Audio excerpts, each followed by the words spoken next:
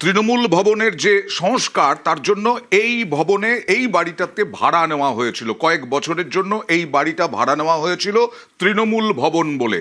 পালা বদলের পর এবার এই বাড়ি খালি করার নির্দেশ দিলেন বাড়ির মালিক মন্টু সাহা, যিনি এই আগের শাসক দলের বিভিন্ন অনুষ্ঠানে ডেকোরেটরের প্রচুর পরিমাণ কাজ করতেন। তার কি অভিযোগ? তার অভিযোগ হচ্ছে এই বাড়ি তিনি কোন ঝুঁকিতে আর ভাড়া রাখবেন তৃণমূলকে, কারণ বারবার করে আক্রমণের মুখে পড়তে হয়েছে পালা বদলের পর। তাই তৃণমূলকে সরে যেতে বলেছেন। 2 মাসের মধ্যে খালি করার নির্দেশ দিয়েছেন বাড়ির মালিক। নতুন ভবন ভাড়া নেওয়া হয় এই বাড়িতে। বাড়ির মালিক মন্টু সাহা তিনি আমাদের সঙ্গে কথা বলেছেন। আপনার বাড়িতেই তো বাইপাসের ধারে তৃণমূল ভবন, সেটা কি আপনি খালি করতে বলেছেন? হ্যাঁ, মৌখিক বলেছি। কাকে জানিয়েছেন এবং কতদিন সময় দিয়েছেন?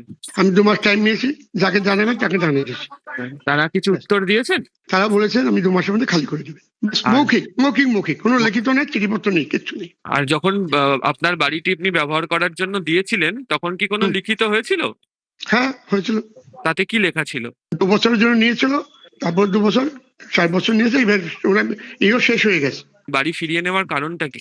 4 তারিখে ইয়ের সময় ওই বাড়িতে ইট মারা বুক ভেঙে দেওয়া, বাড়ি ড্যামেজ হয়ে যাবে, কিন্তু বাড়িটা যদি ড্যামেজ হয় আমারই তো হবে। হ্যাঁ, এইসব কারণে, আর কিছু না। এই বাড়িটা যে আপনি আপনার কাছ থেকে তৃণমূল ভাড়া নিয়েছিল তার পরিবর্তে তারা আপনাকে কোনো টাকা দিত? সে বিনা পয়সা নেয়নি কেউ। এবং সেই টাকা অর্থ আপনাদের মিটিয়ে দিয়েছে পুরোটা, তাই তো? হ্যাঁ।